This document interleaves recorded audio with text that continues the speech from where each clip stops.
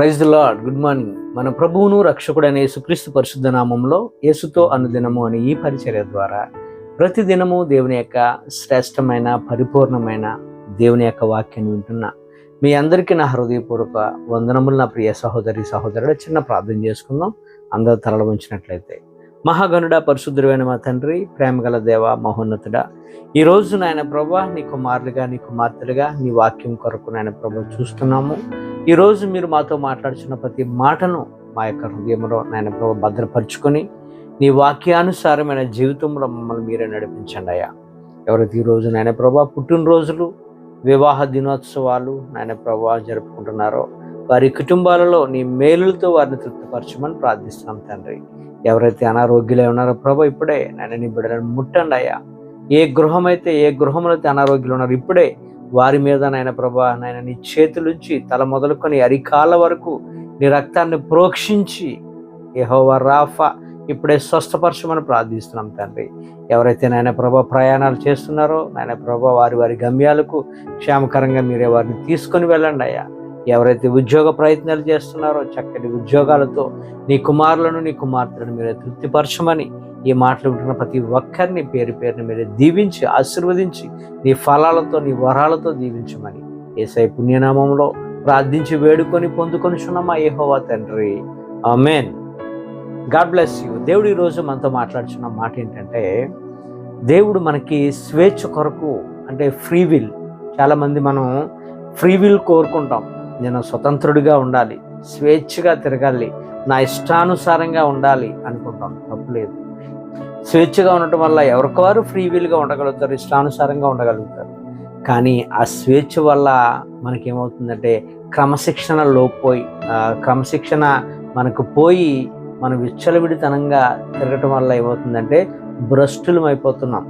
కనుక దీనివల్ల మేలు ఉంది, దీనివల్ల నష్టము ఉంది. నా ప్రియ సహోదరి సహోదరుడా, ఫ్రీవిల్గా ఉండటం మంచిది, స్వతంత్రులుగా ఉండాలి ప్రతి ఒక్కరు కూడా, కాదనట్లేదు. కానీ దాన్ని మనం ఎలా ఉంచుకోవాలంటే దుర్వినియోగపరుచుకోకూడదు, సద్వినియోగపరుచుకోవాలి. అప్పుడే స్వేచ్ఛకు ఒక విలువంటూ ఉంటుంది. స్వేచ్ఛ ఉంది కదా, అది నా ఇష్టం, నేను ఇష్టం వచ్చినట్లు ఉండగలను, ఎవరు నన్ను అడుగుతారు అంటే అదే దుర్వినియోగపరుచుకోవటం అంటారు.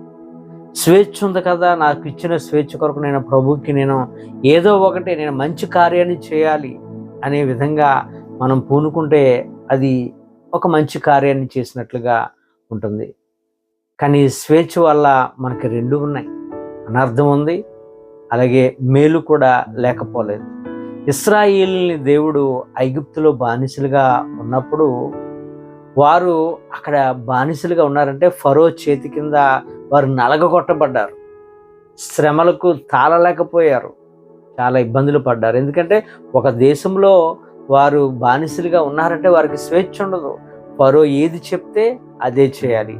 అది ఐగుప్తు అయినా, అలాగే మన ఇండియాకు కూడా మరి బ్రిటిష్ వారు మనల్ని పరిపాలించిన టైంలో మరి వారి ఇష్టానుసారంగా మరి పాలించారు. కనుక మనం ఒకరి చేతి కింద మనం ఉన్నాము అంటే మనకి ఫ్రీ విల్ ఉండదు, స్వేచ్ఛ ఉండదు, స్వతంత్రం ఉండదు. స్వేచ్ఛలో మనం ఏమవుతామంటే క్రమశిక్షణ లోపం వస్తుంది, క్రమశిక్షణ మనం కోల్పోతాం, డిసిప్లిన్ ఉండదు, ఇష్టానుసారంగా ఉంటారు. ఆ స్వేచ్ఛ మనిషిని ఏం చేస్తుందంటే లొంగ తీసుకుంటుందండి. స్వేచ్ఛ మనిషిని ఏం చేస్తుందంటే లొంగ తీసుకుంటుంది. నా ప్రియ సహోదరి సహోదరుడా, అందుకే దేవుడు ఇశ్రాయేలీయులు ఎప్పుడైతే వారి దారి తొలగిపోతూ ఉన్న టైంలో, ఎక్కడైతే వారు క్రమశిక్షణ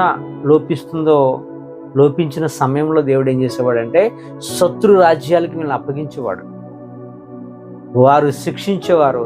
ఆ శిక్షకు తాళలేక మరలా దేవుడి దగ్గర మొరపెట్టుకునేవారు. స్వేచ్ఛ ఉంది కదా అని నా ఇష్టం అంటే ఎలా? అందుకే కాన్స్టిట్యూషన్, రాజ్యాంగ వాల్యూస్ను మన యొక్క ఇండియాలో పెట్టారు. స్వేచ్ఛ ఉంది కదా, నా ఇష్టం వచ్చినట్లు నేను ఉంటానంటే సరిపోదు. నేను ఫ్రీ బర్డ్ని, నా ఇష్టం అంటే చట్టం ఒప్పుకోదు. రూల్స్ మీరితే ఫైన్ కట్టవలసిందే, శిక్షను అనుభవించవలసిందే, అందులో ఎటువంటి డౌట్ లేదు. కాన్స్టిట్యూషన్ మనం గౌరవించాలి, అందరం కూడా దాన్ని మీరకూడదు. స్వేచ్ఛ ఉంది కదా అని దేవుడిపై తిరుగుబడి చేస్తే ఎట్లా? మన పై బాస్ మీదే మనం తిరుగుబాటు చేస్తే బాస్ ఏమైనా చేయగలడు. అలాగే దేవుడైన యెహోవా మీద తిరుగుబాటు చేసిన వారందరినీ కూడా దేవుడు ఏం చేశాడు? శిక్షించేవాడు. ఆయనకి తెలుసు ఎవరిని ఎలాగా నొక్కాలో. ఎండిన చెట్టును ఆయన చిగురించగలవాడు ఆయనే, చిగిర్చిన చెట్టును ఎండగొట్టగలవాడు కూడా ఆయనే. ఆయన దగ్గర మన ఆటలేమో కూడా సాగవు నా ప్రియ సహోదరి సహోదరుడా. అపోస్తలుడైన పౌలు అంటాడు, కొరింథీయులకు రాసిన మొదటి పత్రిక 6వ అధ్యాయం 12వ వచనంలోను, కొరింథీయులకు రాసిన మొదటి పత్రిక 10వ అధ్యాయము 23వ వచనంలో చక్కని మాటలు మాట్లాడతాడు. ఏమనంటే, అన్నిటి యందు నాకు స్వతంత్రం కలదు కానీ అన్నీ చేయదగినవి కావు. అన్నిటి యందు నాకు స్వతంత్రం కలదు కానీ నేను దేని చేతను లోపరుచుకొనబడనొల్లను అంటాడు. అదే 10వ అధ్యాయము 23వ వచనంలో కొరింథీయులకు రాసిన మొదటి పత్రిక 10:23 అంటాడు, అన్నిటి యందు స్వతంత్రం కలదు కానీ అన్నీ క్షేమాభివృద్ధి కలుగ చేయవని. అన్నీ ఉన్నాయి మన దగ్గర.